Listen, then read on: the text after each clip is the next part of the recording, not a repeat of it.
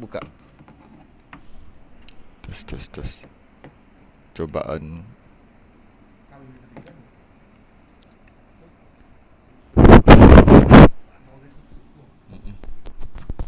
Innal hamdalillah nahmaduhu wa nasta'inuhu wa na'udzu billahi min shururi anfusina wa min sayyiati a'malina. May yahdihillahu fala mudilla lahu wa may yudlil fala hadiya lahu. Asyhadu an la ilaha illallah wahdahu la syarika lahu wa asyhadu anna Muhammadan 'abduhu wa rasuluhu. Allahumma shalli wa sallim wa barik 'ala sayyidina Muhammadin al-Fatih lima ughliq wal khatim lima sabaq nasiril haqqi bil haqq wal hadi ila siratikal mustaqim. Sallallahu alaihi wa ala alihi wa ashabihi haqqa qadrihi miqdaril azim. Allahumma nawwir bil kitabi basari wa atliq bihi lisani wa shrah bihi sadri wasta'mil bihi jasadi wa hawlika wa quwwatika fa innahu la hawla wa la quwwata illa bik. Subhanaka la ilma lana illa ma 'allamtana innaka antal alimul hakim. La hawla wa la quwwata illa billahil aliyyil azim. Amma ba'd. Pertama sekali mari kita rafa'kan kesyukuran dan terima kasih kita kepada Allah Ta'ala. Alhamdulillah, yang mana Allah bagi kita nikmat sebesar-besar nikmat, yang mana nikmat ilmu. Orang lain duduk sedap duduk atas katil, orang sibuk duduk depan TV time ni, duduk kat kedai kopi makan. Kita Allah gerakkan, mudahkan kita duduk dalam majlis ilmu.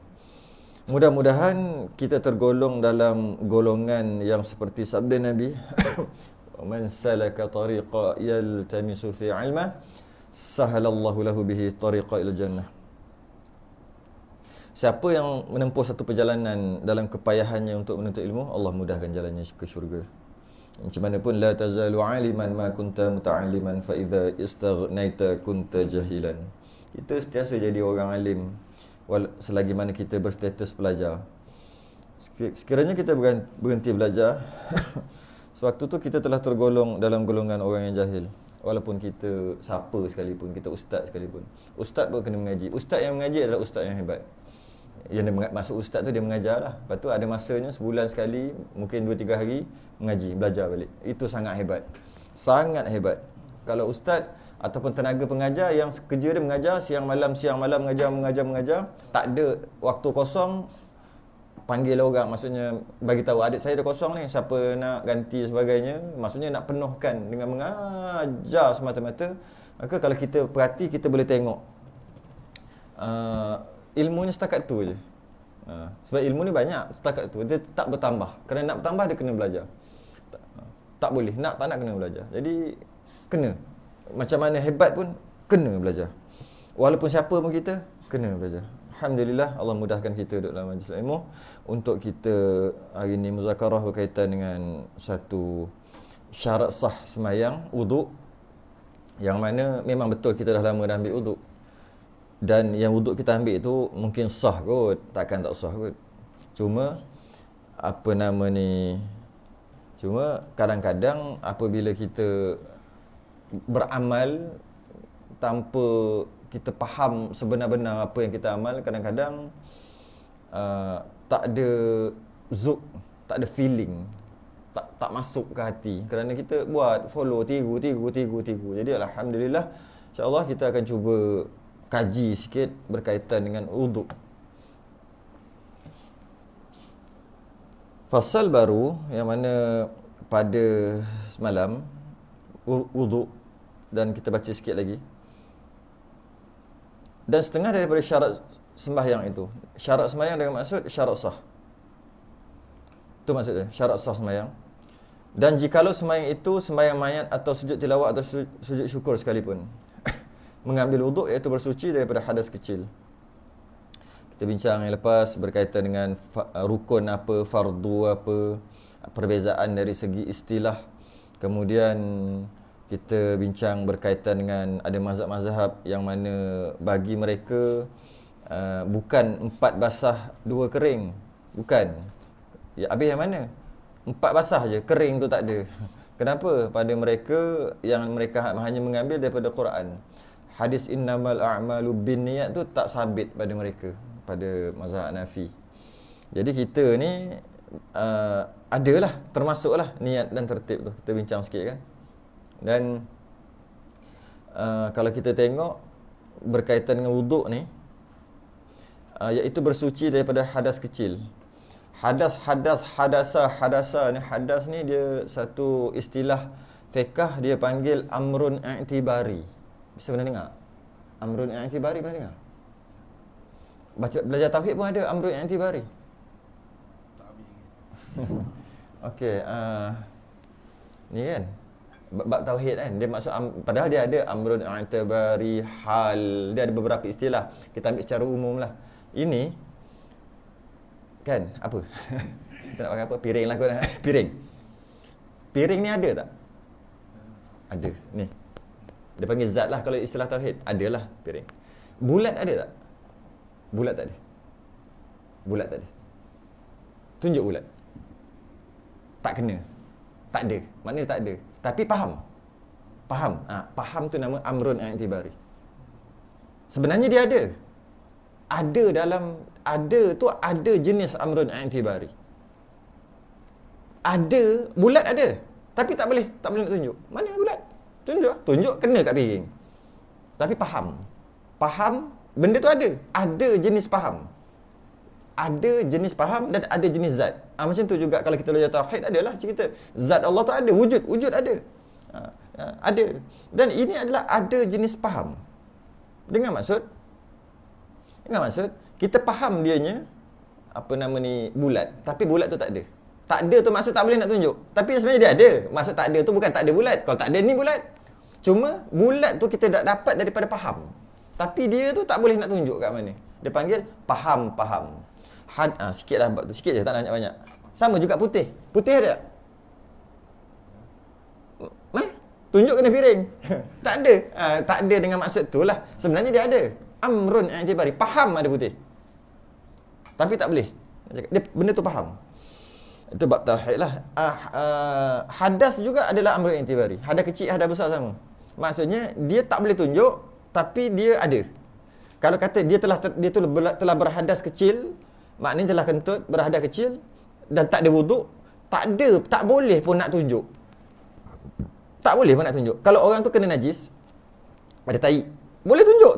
Ada tai, ada najis, boleh tunjuk. Tu bukan amrun i'tibari, bukan faham, bukan tu memang najis. Tapi kalau hadas, dia macam najis juga. Sebab tu kena basuh. Tapi basuh muka, tangan, kepala, kaki lah. Dia macam hadas. Dia macam najis. Tapi istilahnya hadas. Kerana apa tak diistilahkan najis? Sebab tak boleh nak tunjuk. Tapi faham. Faham tak? Tak ada wuduk tu faham tak? Faham kan? Tapi mana tak ada wuduk? Tak boleh. Dia panggil amrun i'tibari. Benda yang faham. Benda tu sebenarnya ada. Amrun i'tibari ni ada. Tapi ada jenis faham. Bahasa Melayu kita kata tak ada. Tapi ada. Dalam kes piring tadi. Tu bahasa Melayu lah. Tu maksud dia panggil hadas kecil. Jadi kalau hadas kecil ke hadas besar ke, tak boleh kita nak tentukan, tak boleh kita nak tunjuk, hanya boleh faham. Dengan berjunub, dengan keluar mani, maka kita tahu dah hadas besar. Faham. Dengan kentut, aku ni hadas kecil. Faham. Okey, benda tu faham. Dia panggil amrun i'tibari. Dan kalau kita tengok, ada beberapa perbezaan yang disebutkan fardu dan rukun tu, yang mana fardu boleh diberhenti atau boleh dipisahkan sekejap. Fardu ni macam ni. Macam mana? Kalau kita tengah ambil wuduk, basuh muka, tangan, kepala, kaki, apakah istilah tu? Benda yang mesti dibuat untuk sah wuduk lah. Muka, tangan, kepala, kaki basuh tu. Buat benda tu untuk sah. Okay. Kalau rukuk, sujud, duduk antara sujud dan sebagainya, samalah macam tadi. Tak buat tak sah, buat baru sah. Cuma rukun, bab semayang kita panggil dia rukun. Kita panggil dia rukun kerana tanpa kita rukuk, yang mana rukuk itu adalah rukun, tak sah semayang. Dalam masalah wuduk boleh juga panggil rukun. Yang lebih tepat panggil fardu, walaupun maksudnya sama. Kerana apa? Rukun tak boleh berhenti. Untuk buat benda lain, sambung balik tak boleh. Sebab tu istilahnya rukun. Fardu boleh berhenti. Dengan maksud, kita basuh muka, basuh tangan, sebelum sapu kepala, pergi makan dulu roti canai, balik sambung kepala je. Boleh. Jadi maksudnya rukun juga sebenarnya. Rukun lah. Cuma kita tak panggil rukun kerana dia boleh stop, boleh berhenti. Dia panggil fardu. Maksud sama. Beza sikit je. Dan adalah segala rukun, dia sebut rukun lagi kat sini, rukun. Atas ni pada menyatakan segala fardu wuduk. Kan? Kat atas tu. Dekat tajuk tu. Ini satu fasal pada menyatakan segala fardu wuduk. Masuk bawah dan adalah segala rukun. Kenapa lain? Pertama, perasan tak kita bahawasanya ada kurungan kalau yang Rumi, ada yang keluar kurungan. Dalam Jawi pun sama. Ini bermakna dalam kitab lama ada maksud. Maksud dia dalam kurungan kitab lain, luar kurungan kitab lain. Itu maksud. Maknanya dalam kitab ni ada dua kitab. Ya. Kitabnya nama kitab asal karangan Syekh Daud Al-Fatani. Nama kitab tu Sulam Mubtadi. Kitab dia nipis saja. Kitab Sulam, kata kitab Sulam. Kalau orang di pondok dia tahu lah. Orang tua-tua yang mengaji dekat surau masjid kan. Nak tunjuk.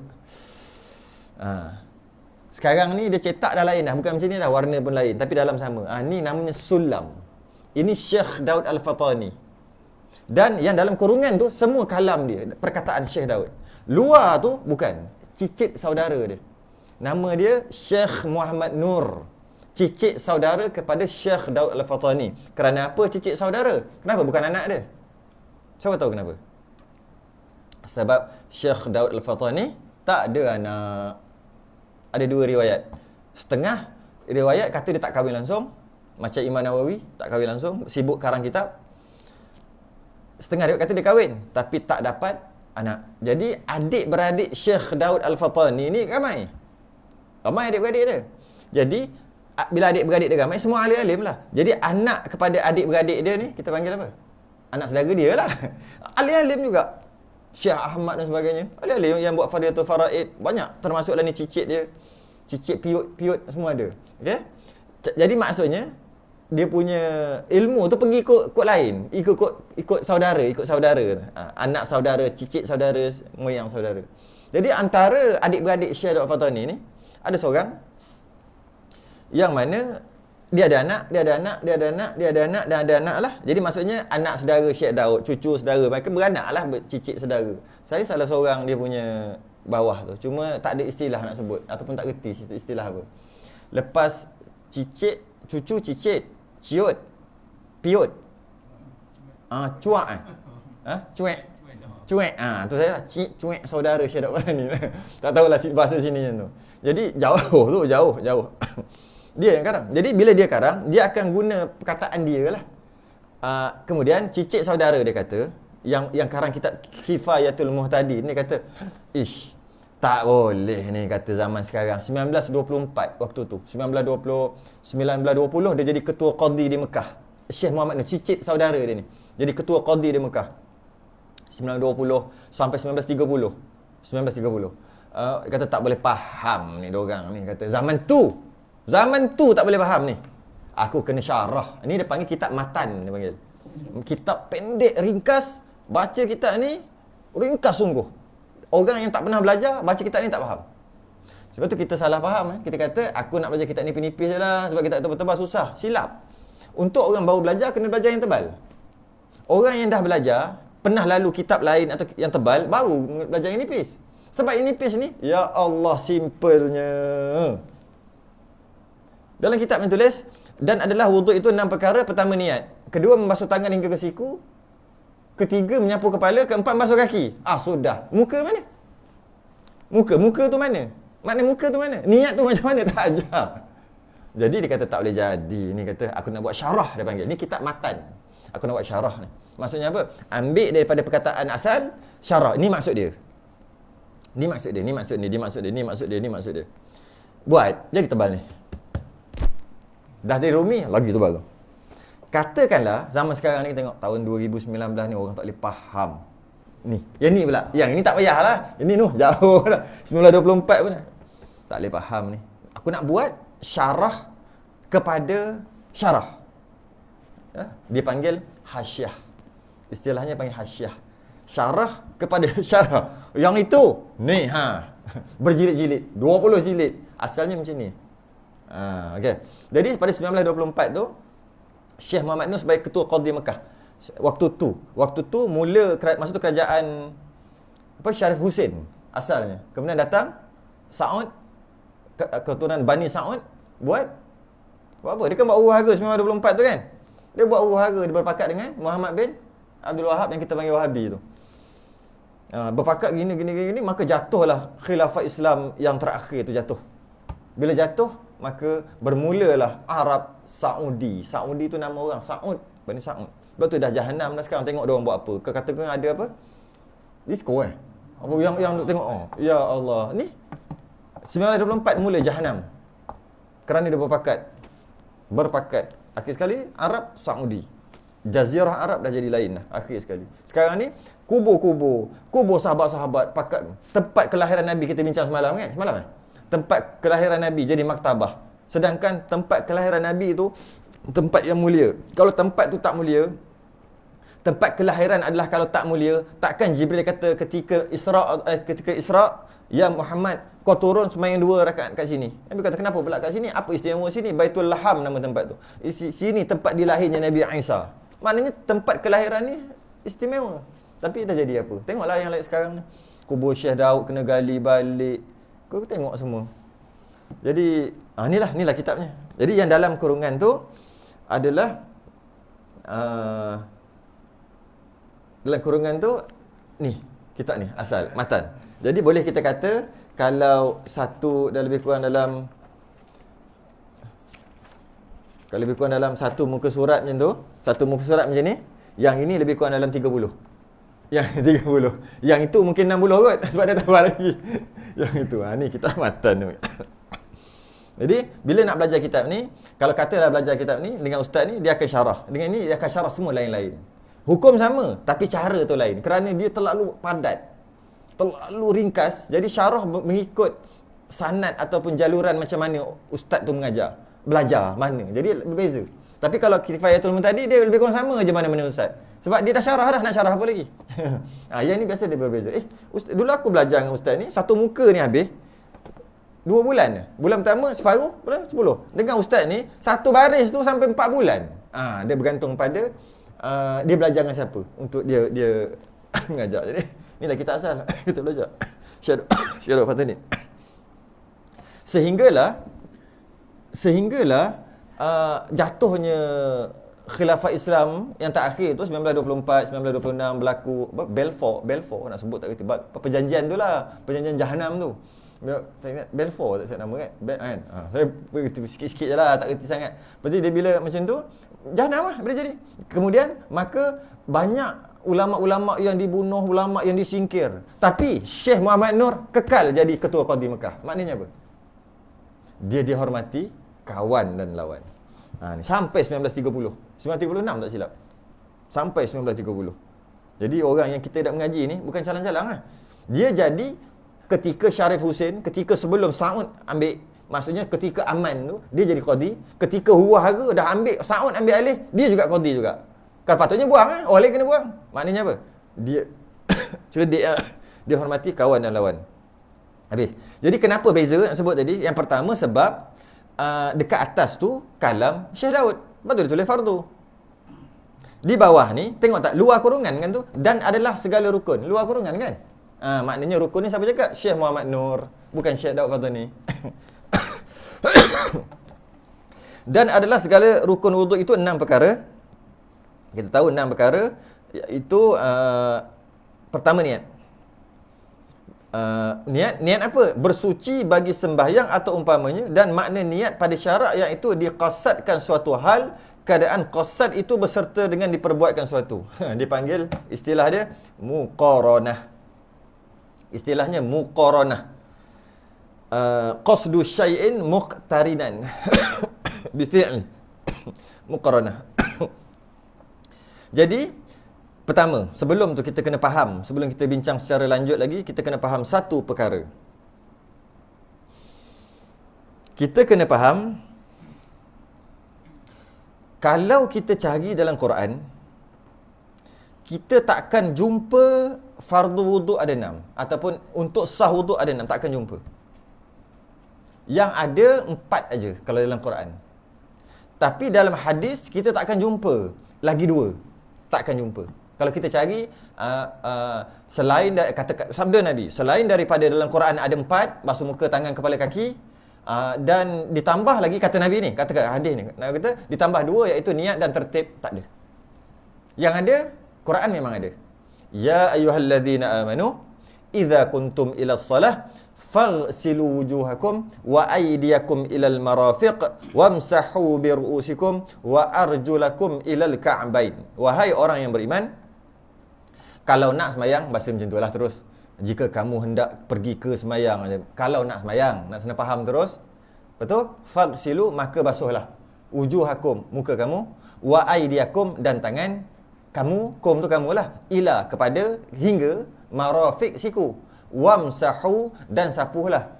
Wamsahu tu sapuh, faghsilu tu basuh, biru'usikum, kepala kamu, ba tu sebahagian macam-macam lah, tengoklah terjemahan ba tu apa, harfun jar dia panggil tu. Biru'usikum, kum tu kamu, sapuhlah kepala kamu, wa arjulakum, dan kaki, wa arjulakum ilal ka'bain, hingga ke buku lali.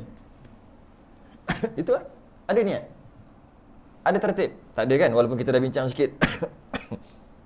Jadi kalau kita nak cari 6 rukun, 6 fardu wudu dalam Quran memang takkan jumpa, dalam hadis juga tak jumpa. Tak jumpa, takkan jumpa. Jadi macam mana kita kata fardu wudu kena ada 6 baru sah? Kalau tak ada, kalau ada 5 je tak sah. Kita panggil nama ilmu tu ilmu fiqh, ilmu fiqh. Yang kita mengaji ni ilmu fiqh. Ilmu fiqh ni ilmu yang diambil daripada Quran dan hadis, dikeluarkan oleh orang yang ulama lah, orang tu yang muktabar ataupun yang ada ilmu, yang bukan suka-suka dia ambil, tak, dia cukup ilmu alatnya. Setengah kata 18, setengah kata 22 ilmu alat. Macam-macam. Ada kata lughatul arabiah, kena faham bahasa Arab. Bahasa Arab bukan bahasa Arab ni sekarang, bahasa Arab Badui. Faham.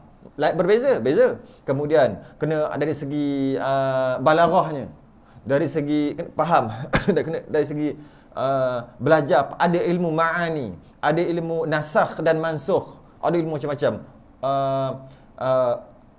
Apa dia panggil, usul tafsir, macam-macam lagi, usul fiqh, macam-macam lagi semua. Okey, dan dia kena hafal Quran, dan dia tahu semua-semua, dan dia kena hafal hadis sekurang-kurangnya 300,000. Hafal sekali dengan sanad. Bukan search, bukan search pin enter, tak. Itu bukan pakai hadis kalau main search macam tu. Jadi tu maksudnya dia kena cukup. Itu sekurang-kurang 300,000 tu. Ada setengah kata 1,000,000 dalam kepala. An tu, an tu tak? Biasa baca hadis tak? Nak sebut an berapa banyak an lah, cepatlah aku nak dengar hadis. Tu kita. Maksudnya daripada berkata Nabi SAW. Tu sekali tu kena hafal 1,000,000.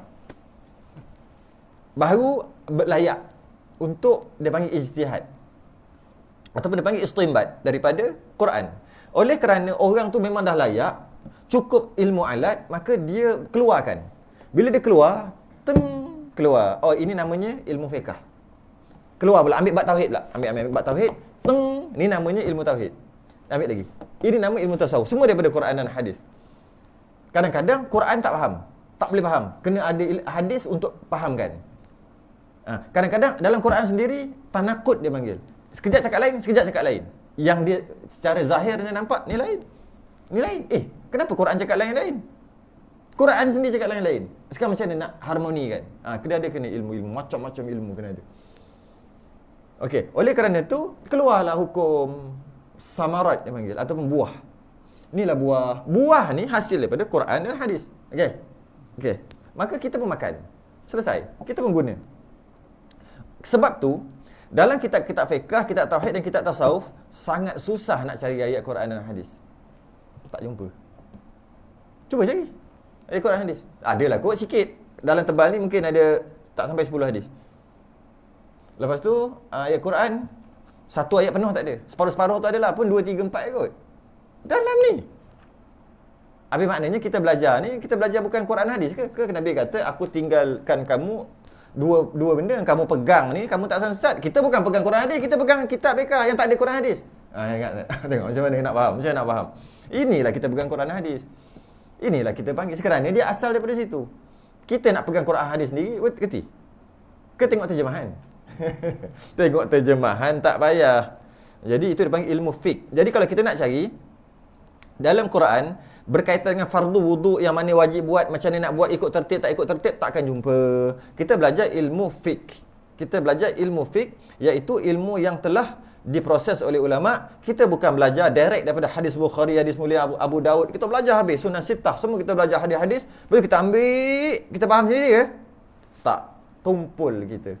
Tak mampu kita untuk ambil. Oleh kerana itu, pada waktu tu, ketika sebelum zaman selepas zaman Imam Syafi'i, selepas zaman Imam Hanbali, waktu ketika tu terlalu masyhur, terlalu subur berkaitan dengan ilmu fiqh.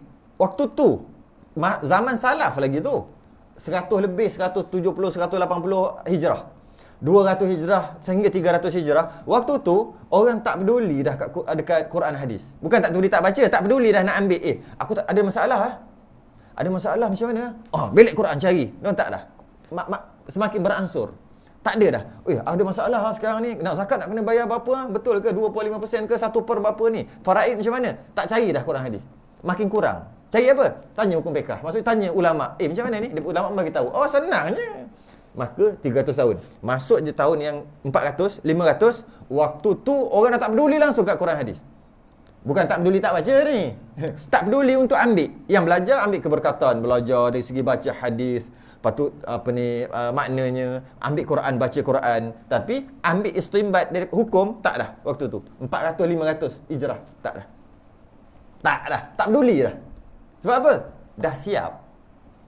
Fiqh. Buat apa susah-susah? Maka Allah ilhamkan Imam Bukhari, Imam Muslim. Dia kata tak boleh jadi ni. Nanti orang tak kenal hadis tu apa. Sebab apa? Orang tak peduli dah kat hadis. Tak peduli tu jangan salah faham. Bukan tak peduli tu tak peduli, bukan. Maksud nak tak baca hadis untuk tak ambil. Duk baca macam tu je. Tak boleh jadi. Nanti kan lama-lama hilang hadis ni. Maka kita kumpul lah. Imam Bukhari pun kumpul. Kumpul hadis, bukukan. Maknanya hadis Bukhari yang katanya dia selepas Quran dia paling sahih. Quran memang Allah jaga. Selepas Quran, kitab yang paling sahih selepas Quran adalah Bukhari kemudian Muslim. Maknanya hebatlah. Setelah Pekah siap, baru keluar. Pekah dah siap 500 tahun, 200 tahun dah Pekah siap. 300 hijrah tu dah siap. 450 tu baru tahun ke 500 lebih tu baru je ada ilmu hadis ni, ataupun hadis dibukukan. Baru dibukukan. Maknanya Pekah lama dah siap. Dah lama. Jadi kita mengaji lebih hebat daripada mengaji hadis lah. Sebab awal lagi. Tapi sekarang ni orang nak apa barang Pekah. Quran hadis nampak dia silap. Sedangkan dikumpulkan Sahih Bukhari dan Muslim tu dikumpulkan pada 500 tahun, 500 hijrah. Jadi sepatutnya balilah. Bukan kata tolak terus, kita bacalah hadis, tapi bukan nak istimbat. Baca hadis, tengok hadis ni cakap. Hadis ni boleh sembahyang kalau walaupun dukung anak. Amal. Tak lalu Pekah. Dia pun pegang anak. Allahu Akbar. Sebab apa? Adalah hadis. Sahabat ambil jahanam sembahyang. Tak sah sembahyang. Kan kita bincang kat sini ke tempat lain? Lupa dah. Kat sini bukan kat sini. Allah, tempat lain nampaknya. Mana? Indapura kot. Dah tak ingat kat mana-mana. Bincang tu sedap. Allahu Akbar, pegang anak. Sembahyang tak sah dah. Kenapa? Anak tak sunat. Anak lelaki tak sunat. Kenapa pula tak sah? Ada kulub tu kan, kulfah. Kulub kita panggil tu. Itu najis. Habis tu dalam hadis tak sebut pasal kulub tak kulub. Kita memang betul boleh pegang anak. Betul pula engkau basuh berak anak tu macam mana? Pakai diapers tu buang, ambil wet tissue, lap pasang ke? Tak sah sembahyang kalau dukung. Kenapa? Nak suci kena basuh dengan air apa? Air mutlak. Mana ada air mutlak tu wet tissue? Benda-benda tu tak ada dalam hadis kalau nak cari direct. Jadi maksud kalau lalu ikut hukum fiqh, boleh pegang anak. Sayyidina Hasan dan Husain duduk atas Nabi sampai Nabi tak bangun. Sahabat kata, kenapa pula turun wahyu ke ni? Aku dah lengah dah ni kat belakang. Tu lama sangat sujud ni. Habis sembahyang, kenapa sujud lama last? Aku bagi can dekat cucu aku main atas belakang. Kalau bangun dia tak puas main. Kan biasa hadis tu memang masyhur kan. Oh, maknanya anak-anak bolehlah main, bolehlah panjat-panjat. Kita cuma jangan gerak lah. Jangan, maksud kita tahan lah, tak kisah. Duduk atas kita. Jadi kita pun tengah at-tahiyat, anak duduk batas main kita. Habis Nabi boleh. Kita tengah sujud, dia ingat kita nak main kuda dengan dia. Dia duduk atas tu. Macam mana Hasan dan Husin buat? Sebab ada hadis ada boleh. Batas semayang. Kenapa? Hasan Husin sunat. Sunat berapa hari? 7 hari je sunat. 7 atau 8 hari. Dia anak tu 7 tahun tak sunat lagi. 12 baru sunat. Tu cerita lain. Mana? Tu fiqh tu yang sebut tadi. Kaji balik. Tu fiqh. Fiqh settle je. Nak boleh macam ni dengan syarat sekian. Jadi benda tu ada beza lah hukum fiqh. Jadi jangan, kalau kata kita ambil daripada hadis dan Quran, kalau nak ambil fadail amal tak apa. Baca sekian subhanallah 33. Tak boleh ambil. Kenapa? Tak masuk fiqh lagi. Tak payah yang tu, kau amal ajalah. Itu hukum, itu dipanggil fadail amal. Apa nak buat sembahyang awal waktu, ya Nabi Allah, apakah amalan yang terbaik sembahyang awal waktu? Oh, tak boleh amal. Sebab apa? Tak masuk fiqh. Tu tak payah, kau sembahyang je lah awal waktu. Apakah amal yang terbaik? Baik apa? Buat baik pada ibu bapa. Oh, tak nak amal. Kenapa tak nak amal? Tak masuk fiqh. Tu tak payah. Dia panggil fadail amal. Itu jalan aja. Ini hukum fiqh. Bila kata arak boleh minum ke tak? Benda tu hukum-hukum macam tu. Sembahyang macam ni. Kalau terlupa nak rukuk macam mana? Kalau macam ni nak buat, kena sujud sahwi sebelum salam ke selepas salam? Kunut wajib tak wajib? Kunut sunat ataupun tak sunat? Kunut nazilah pula macam mana? Itu tak boleh tengok dalam hadis. Kita tengok hadis teruklah kita. Sebab apa? Kita bukannya mampu nak tengok, nak baca pun tak mampu Jadi kalau kita belajar kitab fiqh, kitab tauhid daripada kitab-kitab ulama, maknanya kita telah dibimbing oleh ulama yang mana tinggi ilmu mereka, pemahaman mereka betul. Jadi kita baca kitab ikut murad, ikut cara yang betul, maka faham kita betul. Kalau kita ambil Quran kita faham sendiri, belum tentu betul. Dan kemungkinan besar salah. Habis? Okey, jadi sebab apa zaman sekarang ni fitnah dia? Kan kembali kepada Quran dan sunnah. Sibuk belajar macam tu. Tapi Quran tak pernah sebut pun, maksudnya tak ada cerita pun pasal Quran. Patut kita kembali. Allah jaga Quran. Hadis sahih. Bila kita straight macam tu, itulah jadi problem kat kita. Problem lah. Sebab apa problem? Kita mana ada, kita tak mampu. Jadi ada golongan-golongan tu, alhamdulillah lah, kat Pahang ni pun cantik juga mufti dia. Selangor pun cantik juga, antara yang okey lah. Nasib baik bukan dekat Pasir Berdengung tu. Dekat Pasir Berdengung tu dia problem sikit. Jadi empat daripada Al-Quran, iaitu muka, tangan, kepala, kaki. 2 daripada hadis. Bila 2 daripada hadis, ambil pula daripada hadis umum. Hadis apa? Innamal a'malu binniyat. Setiap amalan mesti kena niat. Jadi dia ambil hadis umum. Jadi oleh kerana tu Imam Hanafi kata tak ada lah. Itu bukan maksud niat tu. Jadi maksudnya boleh berlaku khilaf lah kat situ. Dalam masalah 2 lagi. Tertib dan niat. Dalam masalah qat'i dia panggil, benda yang jelas tak boleh ijtihad, haram ijtihad. Ijtihad ni maksudnya katalah wahai orang beriman, kau nak semayang basuh muka, tangan, kepala, kaki. Dia ijtihad. Dia kata apa? Sebenarnya bukan muka. Sebenarnya basuh pinggang. Okey, kenapa dia ijtihad? Tak boleh. Kenapa? Dia dah qat'i. Basuh muka, tangan, kepala, kaki. Tak boleh khilaf, haram khilaf. Haram khilaf. Tapi niat ada tak? Tak ada. Ambil hadis umum. Yang itu boleh khilaf. Jadi maksudnya kalau benda tu dah ijma', benda tu dah memang qat'i, memang jelas, tak boleh khilaf. Khilaf ni benda yang tak jelas, baru jadi khilaf. Jadi oleh kerana dalam Quran sebut jelas berkaitan dengan basuh 4 yang basah tu, maka 2 yang kering tu adalah berlaku khilaf. Mazhab Hanafi tertib dan niat tak wajib. Kerana tu diorang basuh kaki dulu, lepas tu tangan, lepas tu muka, lepas tu kepala. Okey je diorang lah. Kerana tertib tu tak ada dalam Quran. Ada sebut tertib dalam Quran? Tak ada kan? Dia ambil daripada hadis. Jadi berlaku khilaf. Kalau tak niat pun sah juga pada mazhab Hanafi. Kat sini ke yang cakap wuduk Hanafi tu? Bukan sini juga? Kat mana dah, tak ingat dah. Baru masuk saja sebab apa? Oh iyalah, maksudnya kata kalau orang tu ambil macam mana? Oh tu sama jugalah dekat Indrapura, silap dah tukar lah. Apabila dia ambil wuduk, dia tengok, okey, sekali mazhab Hanafi. Bagi mazhab Hanafi tak wajib niat. Jadi bila dia ambil wuduk, air tu musta'mal tak? Tak masuk lagi tak masuk lagi, biar dulu. Sebab dia mazhab Hanafi. Kalau mazhab Syafi'i dia kena niat baru jadi mustamal. Ada tak? Itu dia bincang dalam kitab Wisyahul Afrah. Kat sana lah. Biar dulu. Nantilah slow-slow. Kat sana maghrib. Yang ni bahas dia panjang lagi. Sana bahas pendek aja. Jadi, ambil kat mana niat ni? Innamal a'malu binniyat. Ba tu pada mazhab Syafi'i maksud ba tu dia panggil harfun jar, huruf sendi. Huruf sendi lah. Macam sendi dengan dan apa? Huruf sendi-sendi lah. Jadi bin niat tu innamal a'mal, sesungguhnya setiap amalan, setiap ibadah, setiap amalan innamal a'mal bin niat. Ba tu dia panggil harfun jar. Ba tu maksud dia dengan ataupun serta. Mana satu? Ba tu masuk ba. Jadi pada mazhab Syafi'i masuk serta. Serta tu lah muqaranah. Qasdu syai'in muqtarinan bi fi'lih. Maksudnya ba tu maksudnya nak buat ibadah, pertama sekali buat ibadah terus niat waktu pertama kali buat ibadah. Tu masuk ba pada mazhab Syafi'i. Pada mazhab lain, ba tu masuk dengan. Sesungguhnya setiap amalan tu dengan niat. Bila dengan, tak semestinya air kena muka baru niat, tak semesti. Duduk, kolah, duduk main air. Gerakkan air lah. Gerak. Niat dah, nak wuduk. Okey. Ambil air, basuh muka, tak niat dah. Sah. Sebab apa? Ba tu dengan. Sesungguhnya setiap amalan tu dengan niat. Tak kisahlah kau duduk niat tu kat mana-mana. Tapi pada mazhab Syafi'i tak boleh. Maksud ba tu muqaranah dia panggil. Maksudnya kena air, tek niat. Kena air tak niat. Biar tak niat. Tak terangkat hadas. Tak jadi wuduk. Kena kata 5 minit kena. Pak baru niat. Bermula niat tu baru terangkat hadas. Walaupun 5 minit dah kena air. Ataupun niat air tak kena. Okey?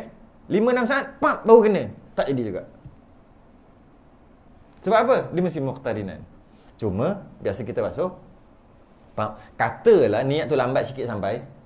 Ketika kena kat muka dah air tu mutlak lagi. Sebab tak niat. Duduk, biar je lah. Pam kita niat, barulah jadi. Jadi tak ada masalah sebenarnya. Bukan kena tunggu. Bukan. Kita kena je lah air kat muka. Kalau niat tu tak sampai lagi, niat tu sampai setelah air tu mengalir. Jadi dia tak terangkat. Ada kat sini tak terangkat. Mengalir, tak terangkat. Sini baru niat. Sini baru terangkat. Lepas tu kan kita gosok. Pergilah semua. Lepas tu 2 kali, 3 kali lagi, memang selesai lah. Bunyi macam susah. Memang tak susah pun. Kita tengok satu-satu, bahas satu-satu. Tak susah pun. Bukan susah. Ada details. Cuma kalau kata tak nak details, maghrib lah. Ni isyak, lepas isyak kan. Maghrib lah. Basuh muka tu ambil niat lah. Niat. Okey, niat. Ambil air, basuh muka. Okey, niat masa basuh muka tu niat. Jadi sunat 3 kali lah, eloklah buat 3 kali. Tu maghrib. Kita nak details, faham detail. Baru kita faham setiap perkara yang berlaku. Bukan kata nak menyusahkan, tak. Jadi, ada satu perkataan namanya qasad. Qasad di sini. Qaf, sad, dal. Keadaan, apa? Kasad. Kasad yang kalau baca Melayu. Tak, Q-A, ko. Ka. Ko Q-O, boko. Kalau kata nak Melayu kan jadi kasad. Jadi kelakar. Dia sebenarnya qaf, sad, dal. Qasdu. Ataupun qasad. Cacun sikit bunyi mengaji sikit. Ni kasad. Q-A-S-A-D. Kasad. Macam tak apa nak mengaji. Qaf, sad, dal. Asalnya qasdu. Ataupun kalau baris atas jadi qasad. Betul. Qasad. Bunyi macam niat tu. Qasad tu apa benda? Qasad ni maksud dia sengaja.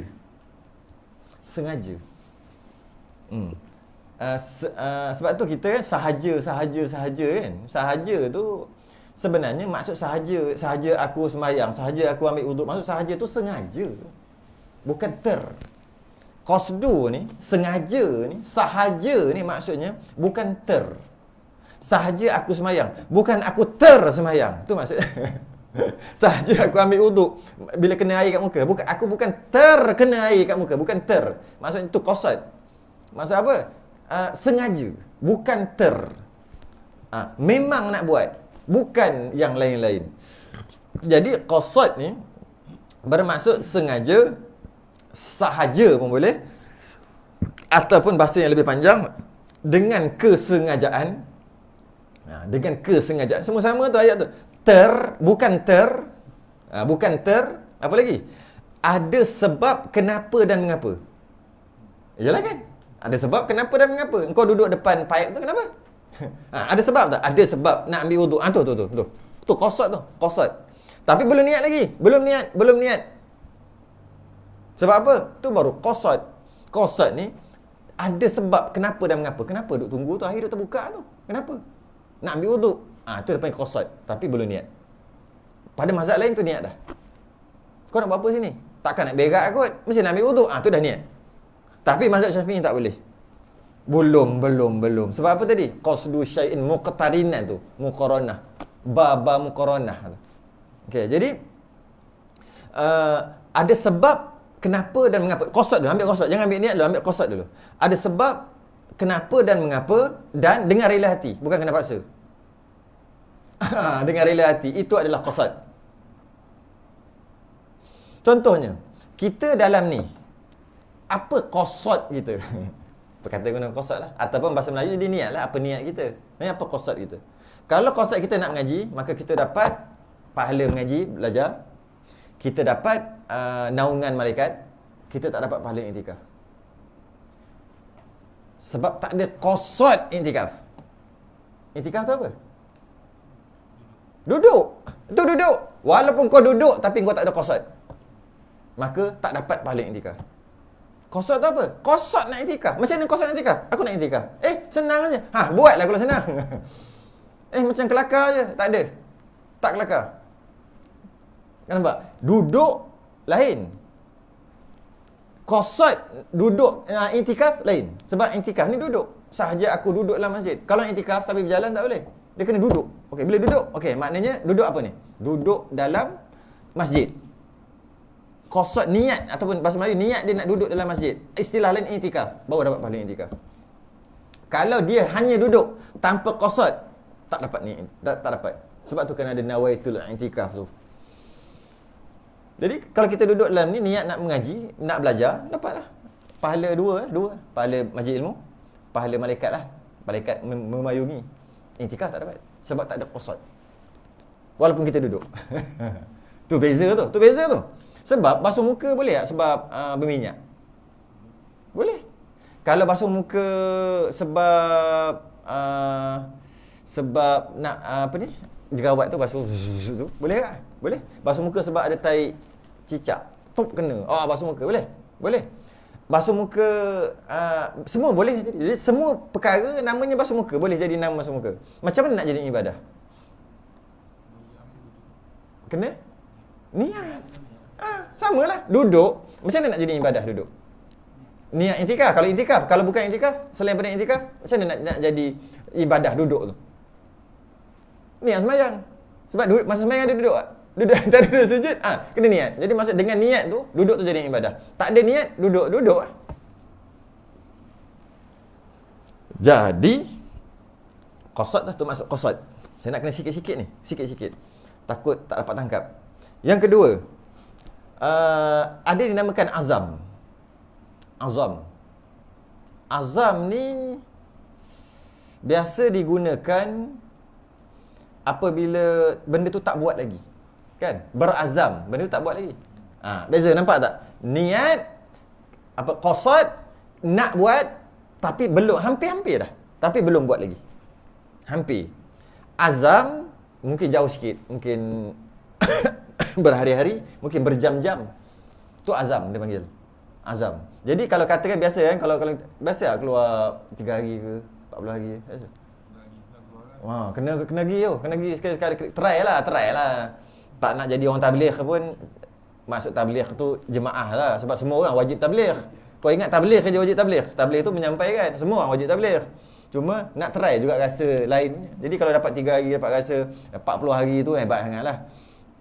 Jadi bukan nak cerita pasal tu. Bila katalah kita, okey, lepas dia dah bayan habis semua, InsyaAllah kita 3 hari. Pandai. Sebab apa? Azam. Kenapa tak cakap niat? Kenapa tak cakap yang lain? Kerana tak pergi lagi. Azam nak pergi. Maknanya azam tu tak buat lagi. Jadi maksud azam tak buat lagi. Okey, pada mazhab Hambali azam dah niat. Tu nak cerita. Mazhab Hanafi azam tu dah niat. Jadi maksudnya dia duduk dekat mana? Dekat tangga untuk pecat selipar. Dia berazam nak ambil wuduk. Dia dah niat ketika pecat selipar. Kerana bagi mazhab Hambali azam tu dah niat. Kerana ba tu, bin niat tu bukan muqaranah, bukan mesti ketika tu. Lambat-lambat sikit pun halal, boleh. Lambat sikit. Mazhab Maliki pun boleh lambat sikit. Boleh lama sikit. Tapi tak boleh lama sangat. 3 hari niat dah wuduk tak boleh. Dia sikit-sikit. Boleh lagi. Boleh maaf. Pada mazhab Syafi'i tak boleh. Dia mesti kena air baru niat. Itu baru nama niat. Selain tu namanya azam. Sebab azam tak buat lagi. Kata mazhab Hanbali, azam tu niat lah. Oh iya ke? Tak apalah. Kita agree to disagree. Baru belajar je. Cakap putih. Seronok juga. Agree to disagree. Setuju untuk tidak bersetuju. Setuju untuk tidak bersetuju adalah bahasa Arab dia panggil khilaf. Dan ulama' kita dah lama dah amal. Kita baru je nak sebut. Khilaf tu maksudnya kami setuju untuk tidak bersetuju. Jadi tak gaduh. Dan benda ni tak akan selesai sampai kiamat. Nama khilaf tak akan selesai sampai kiamat. Tapi sangat tak cerdik orang yang bergaduh atau atau berbalah tentang kunut kena buat ke tak. Makna tak cerdik. Kerana dia khilaf, muktabar, tak sampai kiamat pun tak akan selesai. Kau bincang weh. Lepas semayang sunat wirid atau tak wirid, sampai kiamat pun tak selesai. Namanya khilaf. Tahlil sampai kiamat tak akan selesai. Tak center otak kalau orang yang bergaduh bab tu. Patutnya aku tak nak buat. Tak payah buat. Patutnya aku nak buat tu. Apa dia panggil? Agree to disagree. Aku tak apa-apa lah. Aku dah kenyang nak balik mana balik. Kenapa? Dia tak suka buat. Dia tak nak. Settle.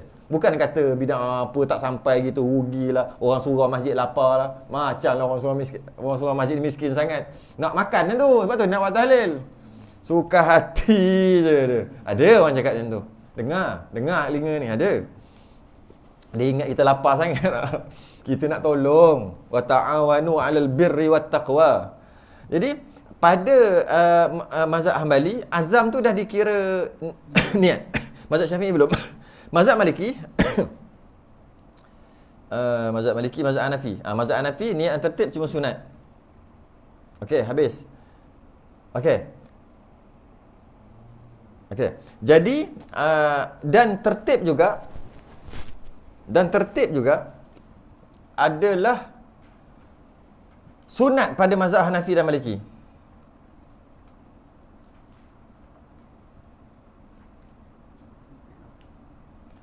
Mazhab Hanafi tertib dan sunat, tertib dan niat cuma sunat, tak wajib. Oleh kerana itu dia boleh basuh mana-mana dulu. Dia masuk kaki dulu, kepala, suka hati dia. Ambil. Dia macam ni, dia tak macam kita ni. Lepas tu ambil muka. Lepas tu kaki, lepas tu tangan. Wah tu janggut panjang tapi jahil. Tak, kau yang jahil. Tu mazhab dia lah. Tu mazhab dia lah. Kerana bagi dia tertib, mana tertib? Tak ada tertib. Sebab apa? Quran mana sebut pasal tertib? Sekarang dah bincang lah wal ataf ni. Apa ni? Dan. Bukan wal ataf.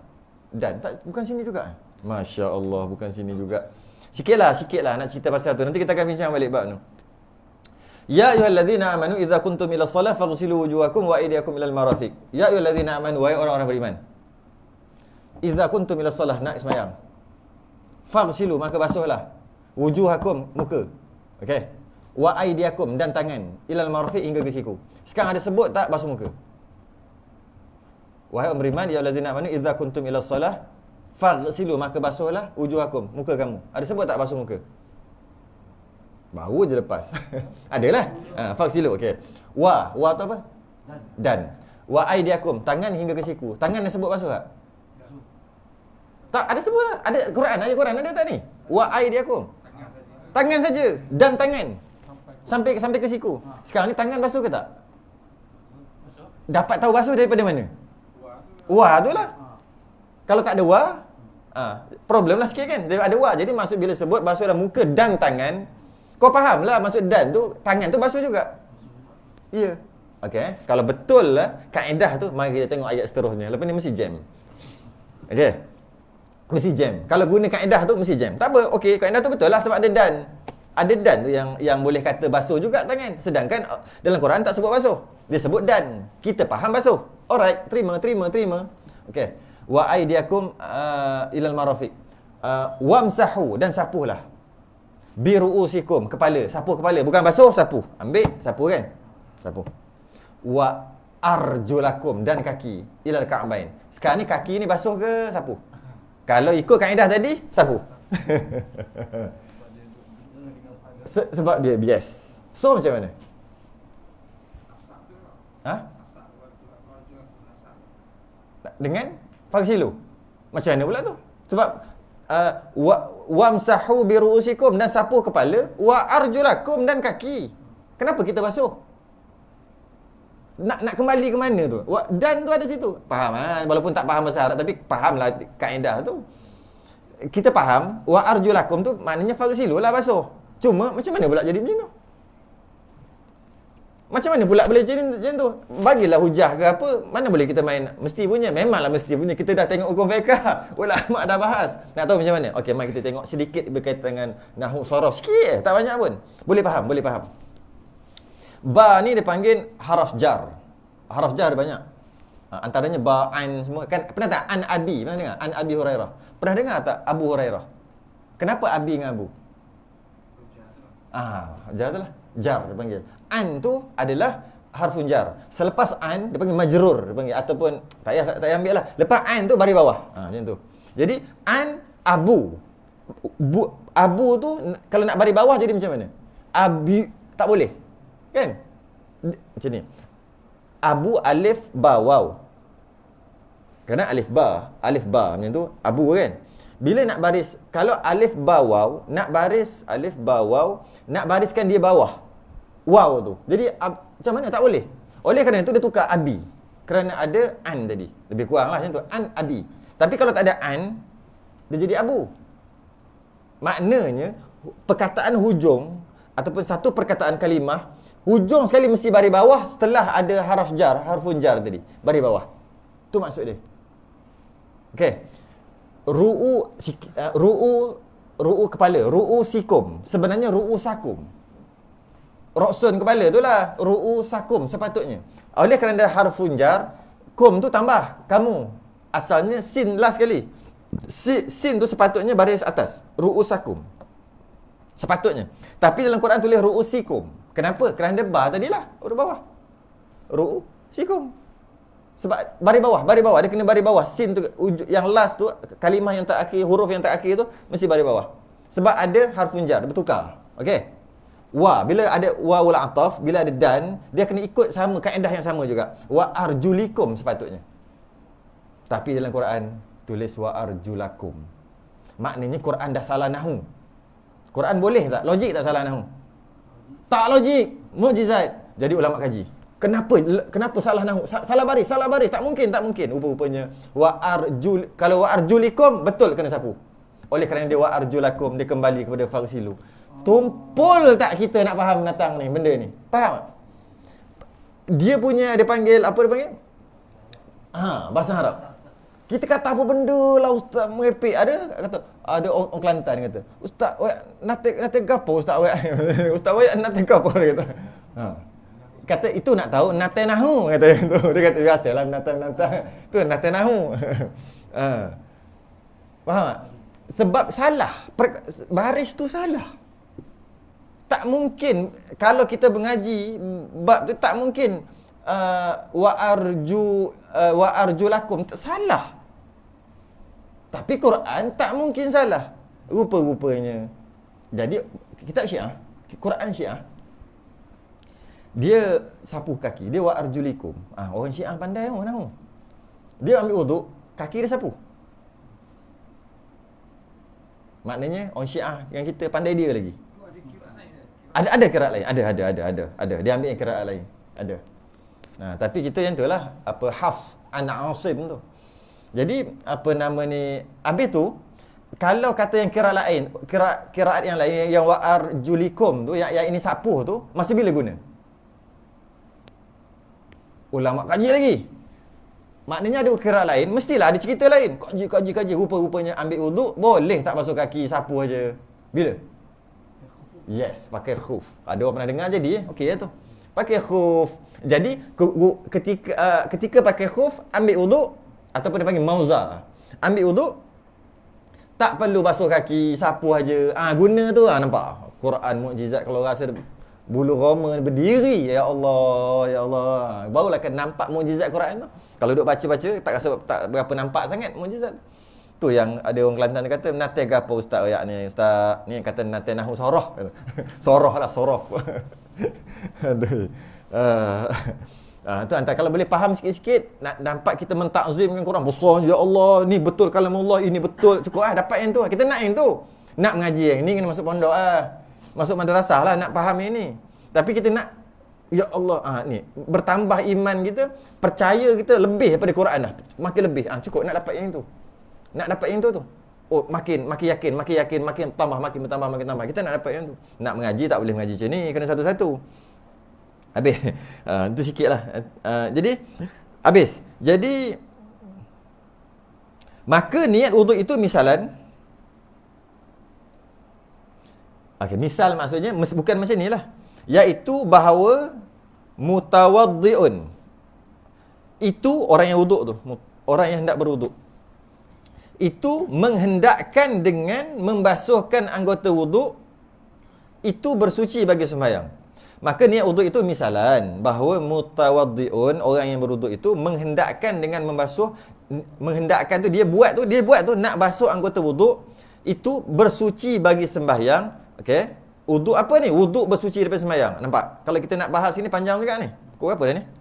Apa maksud berwuduk bagi sembahyang? Maknanya ada maksudnya berwuduk bagi bukan sembahyang. Ada? Pernah dengar? Wuduk bukan untuk sembahyang. Maksudnya tak boleh sembahyang wuduk tu. Pukul apa dah? Allah, kejap je. Tak apalah, kita habis kat situ je lah nanti. Kena, ada tak wuduk untuk tak sembahyang? Ada. Kita disunatkan untuk tidur berwuduk. Masalah tak kata tu ada orang perempuan. Kenapa duduk atas tu? Bini Okey. Habis tu macam mana lepas dah ambil wuduk dan kita sunat, maksudnya wuduk kita sentiasa ada, kita lelap tu ada wuduk.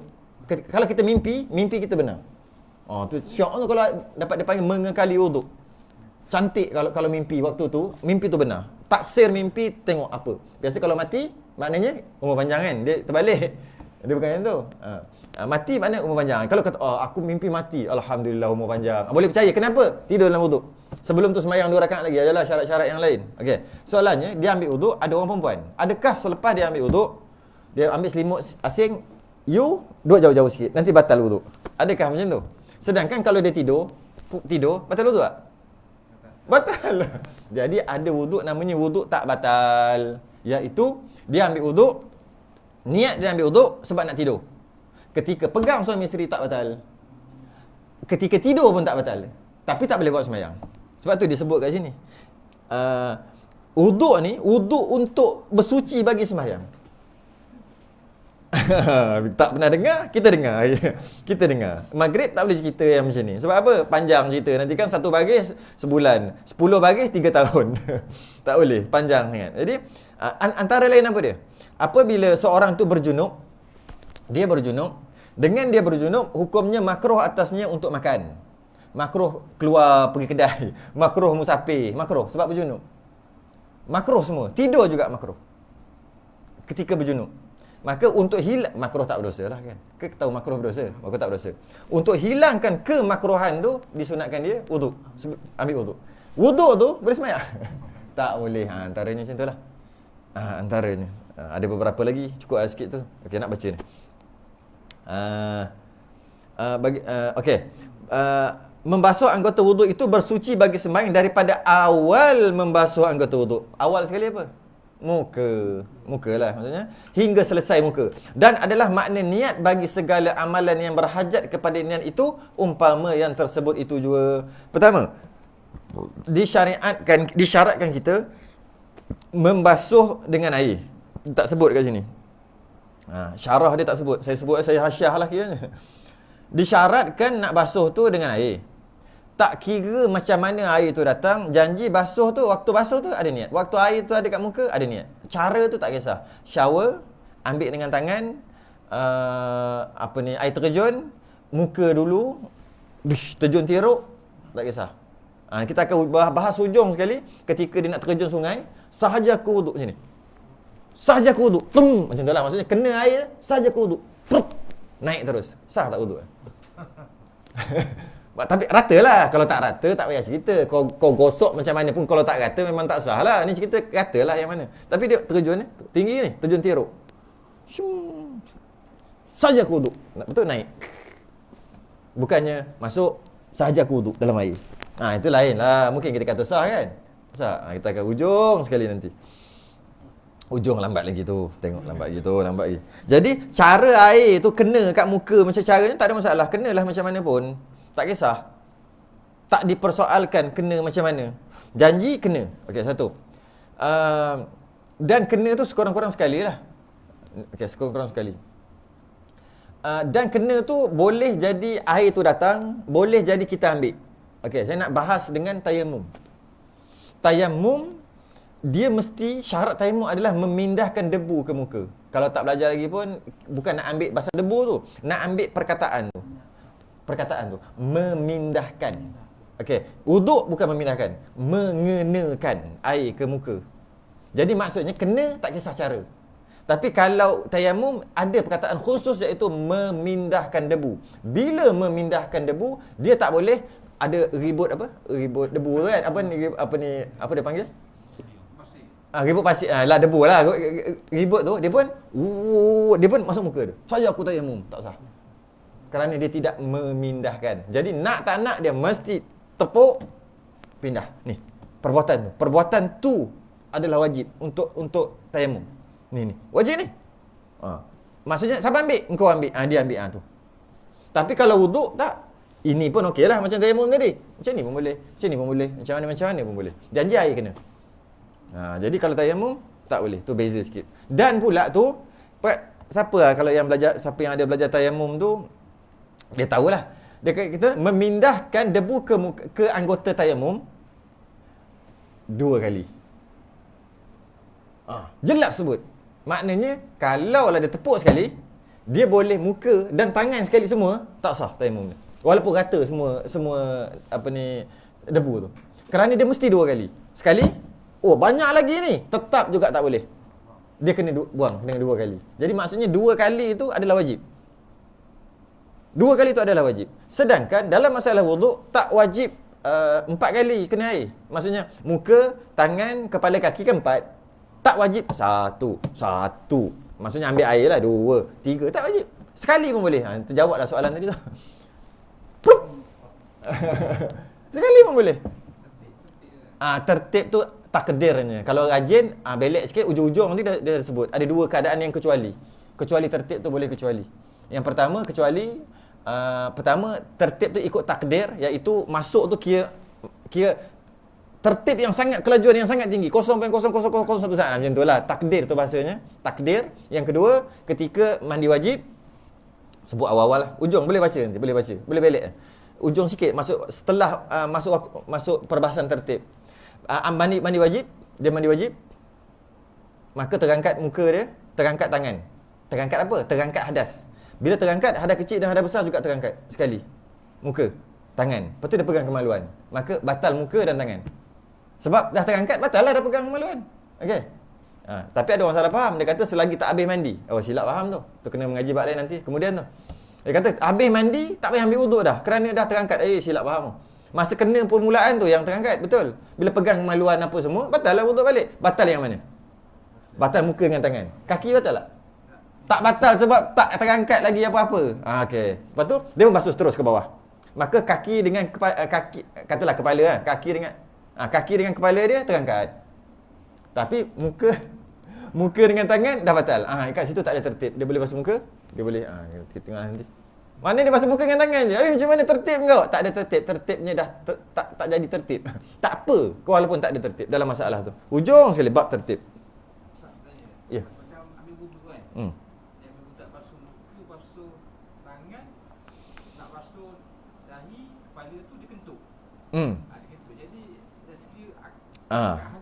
Ya, itu kat situlah yang kata orang silap faham tadi tu. Ada orang silap faham, dia kata maksud mengangkat hadas tu apabila semua sempurna. Habis kaki baru terangkat hadas sekaligus. Mazhab Syafi'i tak macam tu. Tidak. Maksudnya dia basuh muka je terangkat, tangan tak terangkat. Jadi kalau kentut batal muka tu. Dan dia kena ulang balik yang tu. Sebab dia tak boleh ikut kata macam tadi tu. Dia basuh kepala kaki sebab dia dah kentut masa basuh tangan. Jadi dia pun, kepala belum. Jadi dah batal lah muka dengan tangan. Dia ambil air, kepala, ambil kaki. ambil basuh kaki, lepas tu basuh muka, basuh tangan. Yang tu tak boleh. Yang boleh tadi adalah masalah mandi wajib tu kemudian lah. Jadi maksudnya bila batal wuduk dia, batal semua kena ambil daripada awal balik. Ada orang salah faham tu. Dia kata kena habis dulu. Bukan. Tak, salah tu. Jangan buat macam tu. Jadi kerana apa? Kerana bab wuduk ni sebenarnya dia boleh niat asing-asing dan dia boleh niat semua. Sahaja aku ambil wuduk. Maksud wuduk apa? Maksud wuduk tu nak kena buat apa? Sahaja aku ambil wuduk, mesti ada dalam kepala kita maksud wuduk tu. Sahaja aku semayang, mesti ada dalam kepala semayang tu apa? Kalau sahaja aku semayang, maksud semayang ni macam mana tau? Rukuk 4 kali, sujud 2 kali, 16 rakaat. Dalam kepala dia, sahaja aku semayang. Sah tak semayang dia? Maksudnya, Allahu Akbar tu, sahaja aku semayang, pemahaman dia maksud semayang tu adalah macam tadi. Apa dia? Guling 3-4 kali saja nak buat cerita ni. Tu maksud semayang dalam kepala dia. Solat dalam kepala dia. Solat Zuhur. 7 rakaat. Macam ni. Rukuk dia macam ni. Sujud dia 4 kali. Dia buatlah yang itu maksud semayang yang dia faham. Sekarang ni dia Allahu Akbar. Sah lagi ke tak ke? Dia kena tunggu buat dulu baru sah. Maksudnya dia masih lagi tak buat apa-apa. Baru macam ni. Sah tak semayang dia masa tu? Tak sah daripada awal. Sebab solat dia tu dah tak sah. Sama juga wuduk. Sahaja aku ambil wuduk, maksud wuduk apa? Muka, tangan, kepala, kaki. Okey, maka sahaja aku ambil wuduk, dia pun ambil pasal muka, tangan, kepala, kaki. Settle. Boleh tak dia niat? Sahaja aku ambil wuduk yang muka je. Boleh. Tapi bila masuk tangan dia tak niat. tak sah, maksudnya tak terangkat tangan dia sebab dia tak niat. Siapa suruh kau buat asing-asing? Maksudnya sahaja aku ambil wuduk muka saja, bukan tangan. Okey, basuh. Lepas tu tangan, sahaja aku ambil wuduk yang tangan. Kepala, sahaja aku ambil wuduk yang kepala. Sahaja aku ambil wuduk yang kaki. Boleh. Ataupun, sahaja aku ambil wuduk, masuk wuduk aku, muka, tangan, kepala, kaki. Boleh. Itu yang bagusnya lah. Kenapa nak buat perangai macam tu? Cuma, tak sempat bahas ni. Esok insyaAllah, kalau ada orang tanya, saya jawab esok. Apa dia? Dia boleh guna, dia akan berguna apabila kita tengok hadis Nabi. Yang mana Nabi, dia ambil wuduk dalam gayung. Dalam cetong. Tahu cetong? Gayung lah. Ambil. Letak tuang tu 3 kali. Ingat hadis tu 3 kali tuang di luar 3. Ni hadis ni, hadis sahih. Nak beramal lah, nak beramal tengok tak sah wuduk dia, tapi Nabi buat. Okey, habis dah masuk dah basuh tangan ni, kemudian dia celup. Okey, basuh muka, dia celup, basuh muka, celup, basuh muka, celup, basuh tangan, celup ni, celup, basuh tangan, celup kepala, kaki sekali tak celup lah, tuang. Soalannya kalau kita buat sah? Hadis Nabi sahih. Yang ini adalah niat berasingan. Yang tadi tu, niat asing-asing. Muka, tangan, bukan niat terus. Kalau niat terus, musta'mal terus dah air tu. Macam mana? Nanti masuk bab ni, InsyaAllah masuk. Tak lama dah. Tak lama, mungkin 3 bulan lagi. Tak lama. Ada dalam tu, ada. Saya saja sebut awal. Jadi maksudnya ada niat asing-asing, ada. Tapi semayang tak boleh. Semayang tak boleh. Wuduk boleh. Sebab wuduk bukan ibadah. Wuduk tu bukan ibadah direct. Wuduk tu kerana yang lain. Wuduk kerana nak baca Quran, nak pegang Quran. Wuduk kerana nak semayang. Wuduk kerana nak tawaf. Bukan wuduk tu kerana nak wuduk. Tak ada wuduk kerana nak wuduk. Mana ada? Kan? Jadi kalau dia wuduk kerana nak wuduk, memanglah pahala lah dapat dalam keadaan berwuduk. Tapi wuduk ni asalnya kerana nak buat sesuatu yang memerlukan wuduk. Jadi oleh kerana itu dia boleh niat asing-asing. Semayang tak boleh. Aku nak semayang yang berdiri, qiyam saja, tak boleh. Ketika rukuk, aku nak semayang rukuk, tak boleh. Sebab dia adalah ibadah asal. Wuduk ni dia panggil aridi, dia panggil bahasanya, ataupun yang sebab tu. Sebab yang mendatang, bukan sebab asal. Okey, jadi niat tu dia sebut kat sini, dan adalah makna niat tu segala amalan. Okey, jadi kalau katalah tu perbezaan antara tayamum mesti pindah 2 kali. Dalam masalah wuduk tak ada masalah pindah-pindah, janji kena. Jadi maksud awal membasuh anggota dalam matan tu, maksud awal membasuh anggota adalah kena anggota pertama, tak semestinya muka. Apa sahaja anggota wuduk yang pertama, kena je anggota yang pertama waktu tu niat. Kenapa saya cakap tak semestinya muka? Kalau muka kena terbakar, tak boleh kena air, nak ambil wuduk macam mana? Tayamum muka tak boleh kena. Okey, tayamum. Ganti dengan tayamum. Jap. Gantikan tayamum sebab muka tak boleh kena. Semua katalah terbakar kan. Kau semua terbakar. Gantikan tayamum. Sekejap Ambil gantikan tayamum. Okey, lepas tayamum, tempat tayamum muka dengan kaki. Tangan. Okey, dengan tangan. Lepas tu sembahyang. Oh, wrong answer. Tayamum tu dah betul. Tapi bukan tu. Bukan lepas tayamum sembahyang, bukan. Dia kena ambil wuduk. Jadi ambil wuduk kat mana? Tangan. Kat situ kena niat kat tangan. Sebab tu saya sebut tadi, tak semestinya muka. Biasanya muka. Niat dia ketika ambil wuduk, ketika dia basuh tangan, kerana muka dia tak boleh kena. Dan sebelum tu dia kena tayamum. Kemudianlah tu. Jadi tak semestinya. Habis kalau tangan dia pun kena terbakar. Terbalut. Niat dia masuk kepala. Niat wuduk dia. Kepala pun habis terbakar semua. Kaki niat masuk. Kaki pun terbakar. Ada sikit je ibu jadi kaki. Kuku je nampak. Masa kena kuku. Apa boleh jadi? Akan jadi. Okey, habislah ketuk cukup. Jadi okey.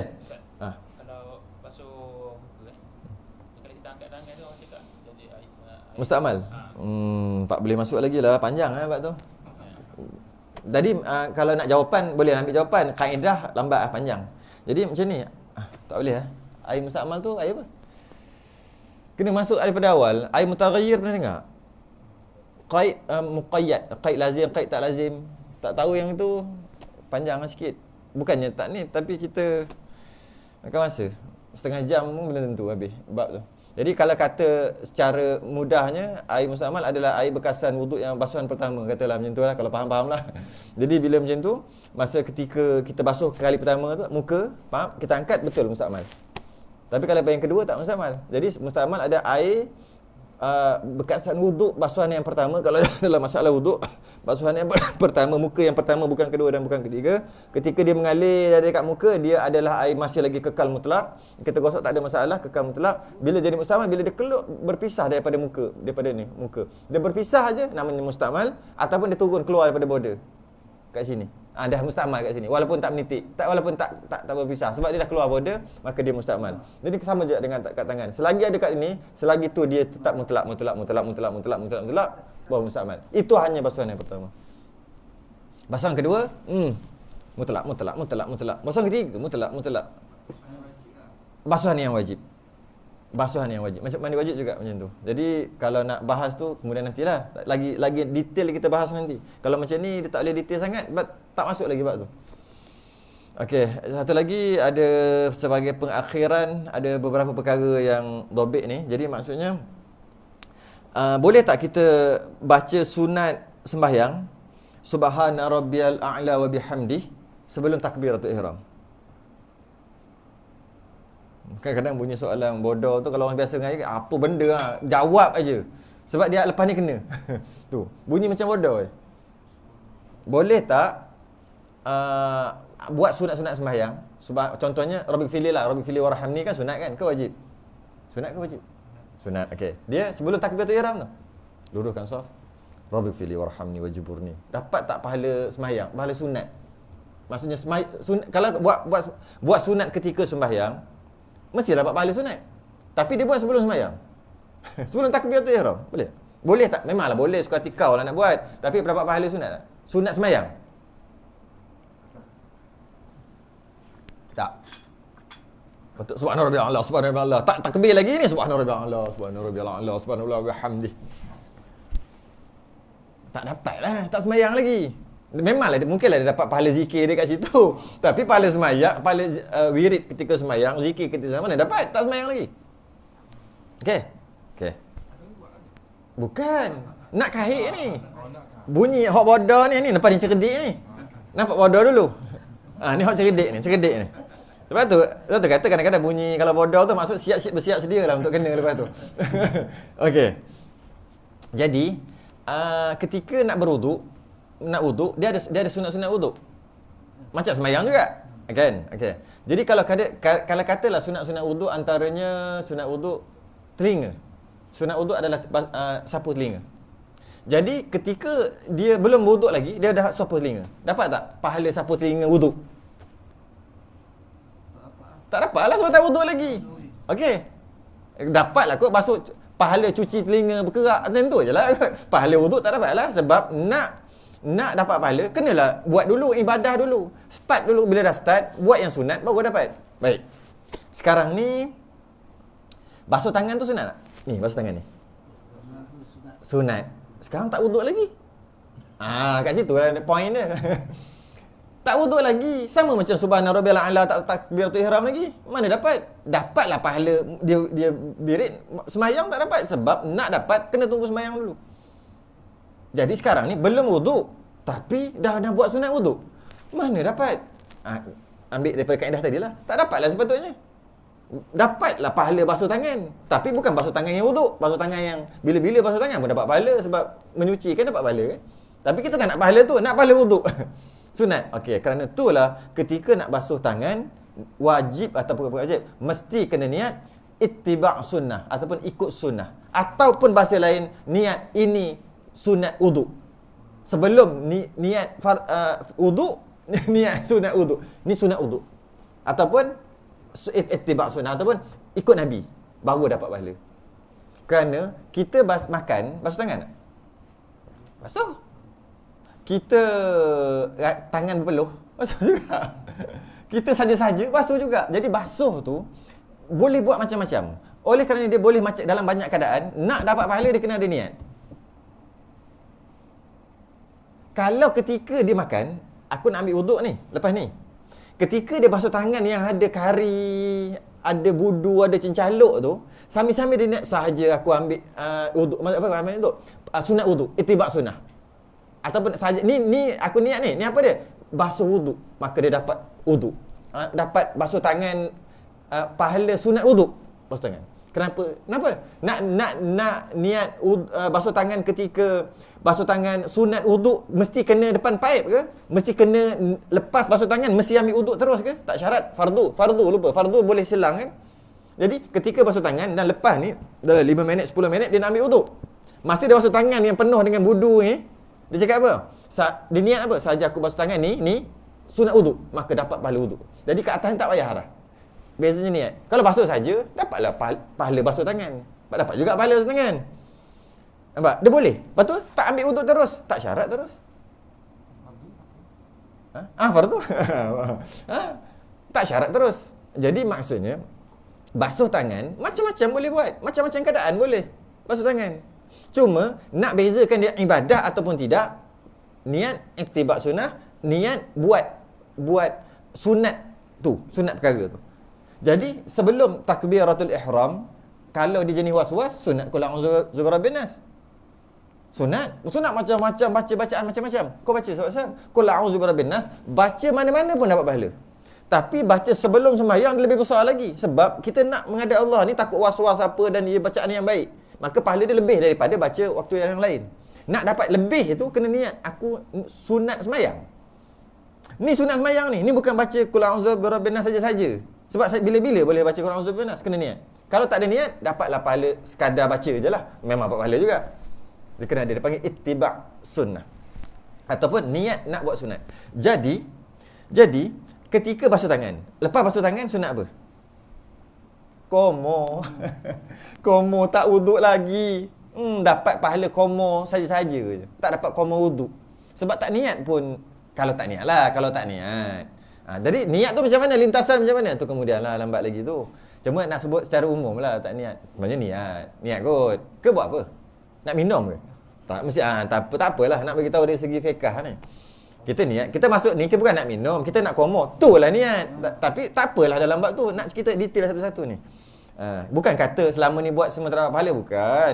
Selama ni kita buat tanpa kita sedar satu-satu yang kita buat. Sekarang setiap yang kita buat, oh ini aku buat, oh aku dah tengah niat rupanya ni. Oh baru aku tahu. Kan lagi cantik ibadah kita. Jadi komo kena ada niat juga. Kalau tak ada niat sunat, dapatlah pahala komo biasa-biasa. Kalau niat kerana sunat wuduk, dapat pahala lebih, iaitu pahala sunat komo sebelum berwuduk ataupun ittiba' sunnah. Kemudian istinsyak dia panggil. Sama juga mazhab Hambali, istinsyak wajib. Tak masuk air dalam hidung tak sah mazhab Hambali. Jadi kita pun nak buat juga. Kita pun masuk air dalam hidung. Sama juga. Kalau masuk dalam hidung berpahala sebab nak bagi tak ada bau, nafas, dapat pahala. Tapi ketika sebelum wuduk, pahala dia lebih lagi. Sebab pahala untuk ambil wuduk. Jadi kena niat lah. Samalah tadi. Ana ada orang gila masuk dalam air dalam hidung tiba-tiba. Mestilah dia niat nak wuduk. Katakanlah dia memang suka masuk air dalam hidung. Dia bukan wuduk, dia kadang-kadang ada masalah rasa hidung ke apa. Jadi perlu niat kat situ untuk membezakan ibadah dengan adat. Kalau ada masalah tu lah. Kalau faham, boleh faham tu. Istinsyak dia panggil ni. Dan dia panggil istinsar. Macam tu.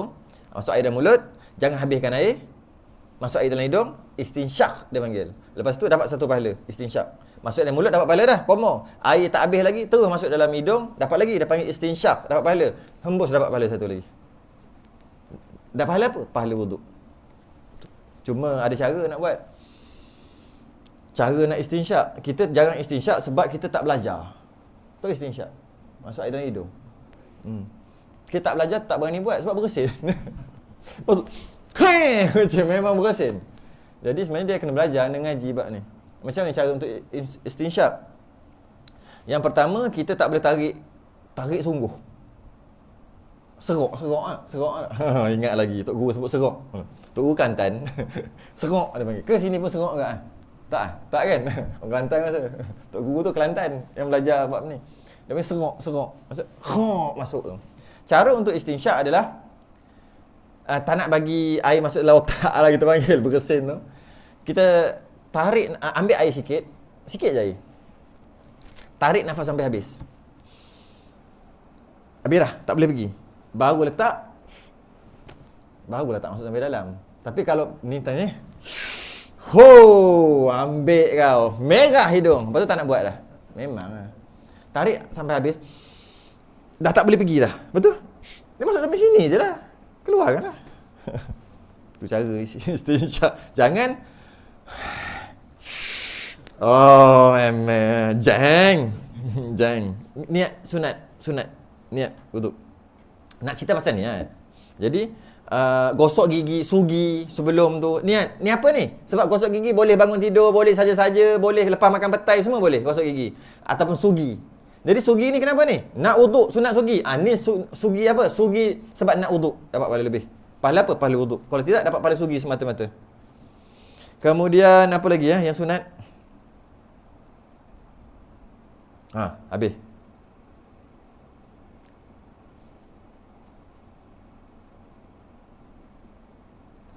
Jadi nak cerita pasal niat tadi. Jadi niat yang fardu niat, nak ketika air kena muka wajib niat. Sama juga nak buat yang sunat pun kena niat.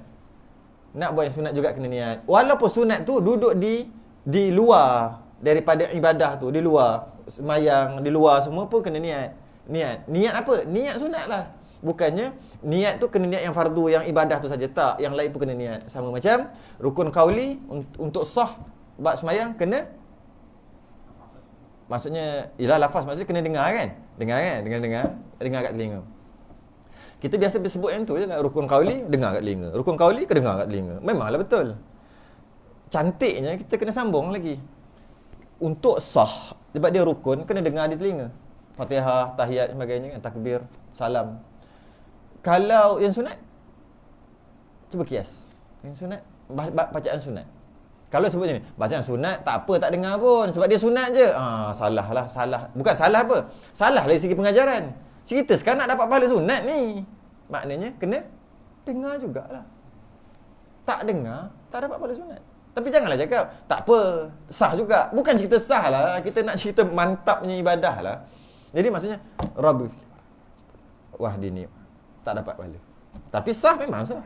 Kerana untuk sah rukun qauli mesti dengar atau mesti berlafaz, mesti ada getaran, mesti dengar kat telinga sekurang-kurang dalam keadaan yang normal. Bab tu kita bincanglah nanti. Maknanya baru sah. Tapi sunat kalau tak buat tetap sah juga. Kalau buat dapat pahala. Dapat pahala bila cukup syarat. Syarat apa? Syarat dengar juga. Subhana rabb. Subhana. Tak dapat. Tak dapat pahala. Allah barkabira walhamdulillah katsira subhan. Wajjahtu wajhi.